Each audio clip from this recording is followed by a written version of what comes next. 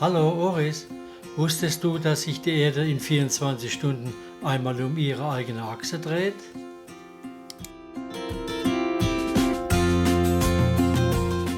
Oris, lass uns ein Video machen.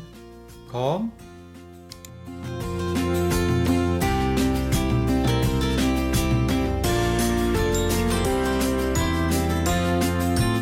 Hallo, mein Name ist Harry und wenn ihr das erste Mal die Milchstraße fotografieren wollt, hätte ich ein paar gute Tipps für euch.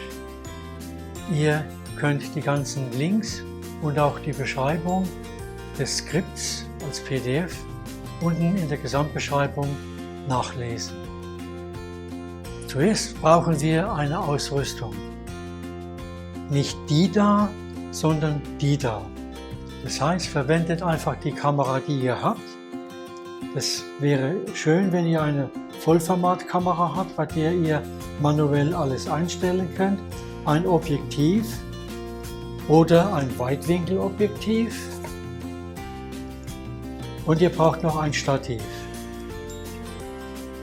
Ziel muss es sein, so viel Licht wie möglich zu sammeln. Ich wünsche euch viel Spaß beim Anschauen des Videos und Clear Sky.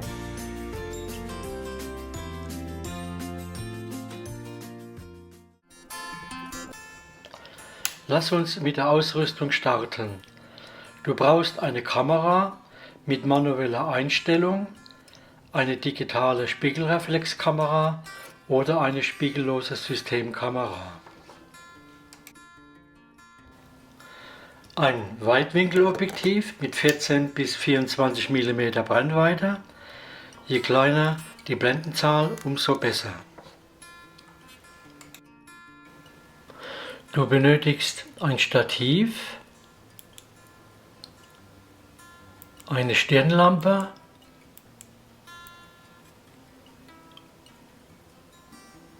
und alternativ als Fokushilfe eine Bahtinov-Maske. Fange mit der Ausrüstung an, die du hast, und bevor du in die Dunkelheit gehst, versuche deine Ausrüstung zu beherrschen. Für deine Aufnahmen brauchst du einen dunklen Nachthimmel mit wenig Lichtverschmutzung. Ich verwende zur Planung die App Light Pollution Maps und bevorzuge Plätze in ländlichen Gegenden, Gebirge, Astroparks oder am Meer. Du musst auch den Stand des Neumondes berücksichtigen.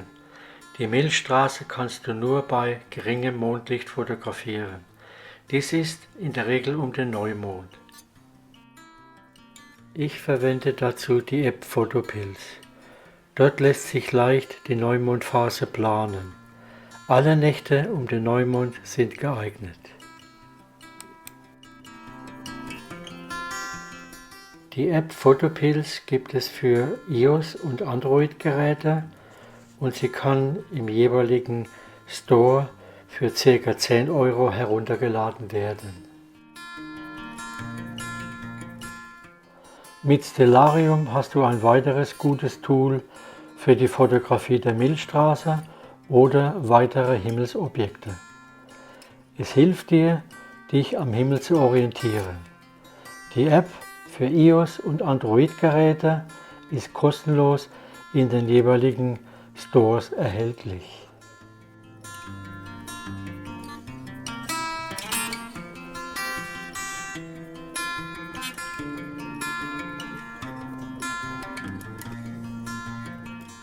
Das galaktische Zentrum der Milchstraße kannst du von März bis Oktober fotografieren. Von November bis April die Milchstraße und die Region des Orion. Dies sind die Apps, die ich für die Planung der Milchstraßenfotografie verwende. Als nächstes geht es um die Kameraeinstellungen. Ich verwende verschiedene Canon-Kameras. Es geht aber auch mit jeder anderen manuell einstellbaren Kamera, wie von Nikon, Sony, Panasonic, Sigma und auch andere. Stelle das Objektiv auf manuellen Fokus. Gehe ins Menü und stelle an der Kamera Folgendes ein. Stelle die Bildqualität auf RAW, damit du die Aufnahme später bearbeiten kannst. Deaktiviere den Auflöser ohne Karte. Stelle den Weißabgleich auf eine manuelle Position, 3000 Kelvin oder Kunstlicht. Alles weitere stelle auf Off. Aktiviere die Live-Bildaufnahme.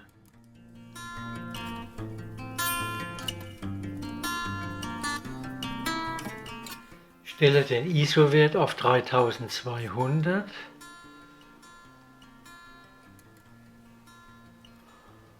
und die Belichtungszeit zwischen 15 und 30 Sekunden.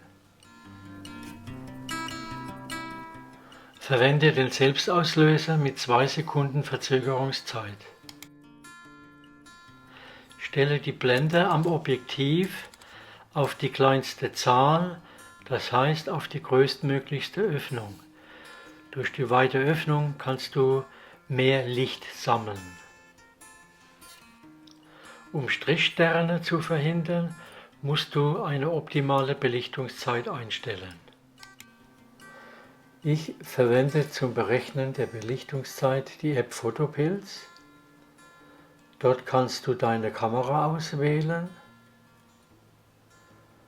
und die Brennweite deines Objektivs einstellen.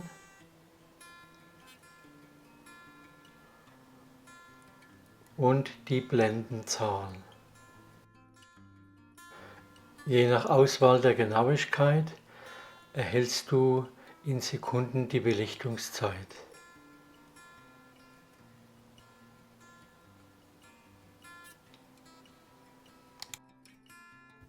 Der Autofokus funktioniert bei Nachtaufnahmen auf Sterne nicht. Deshalb stelle immer den Fokus manuell am Objektiv ein. Bewege den Fokusring unendlich, solange bis du Sterne erkennst. Erst dann, wenn die Sterne sehr klein sind, ist der Fokus richtig eingestellt. Als Fokushilfe verwende ich eine Bahtinov-Maske. Erst dann, wenn alle Strahlen den gleichen Winkel haben, ist der Fokus scharf eingestellt. Nun könnt ihr eine Testaufnahme machen. Prüft das Histogramm, es darf nicht am linken oder am rechten Rand anstoßen, ansonsten macht bitte nochmals eine Korrektur. In der Regel stelle ich da immer die Korrektur an dem ISO-Wert ein.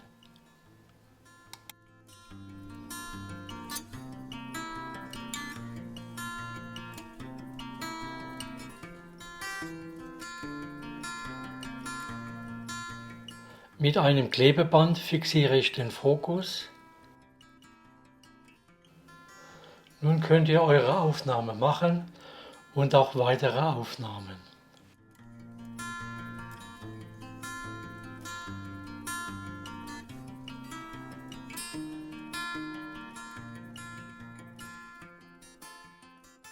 Das war ein kurzer Einblick zur Ausrüstung, zur Planung, zur Kameraeinstellung und zur Fokussierung, um die Milchstraße zu fotografieren. Habt ihr schon mal versucht, die Milchstraße zu fotografieren? Welche Ausrüstung verwendet ihr da? Gebt mir bitte doch euren Kommentar. Ich würde mich freuen, wenn ihr im Kommentar unten eure Meinung dazu gebt. Vielen Dank, bis bald, Clear Sky, Harry.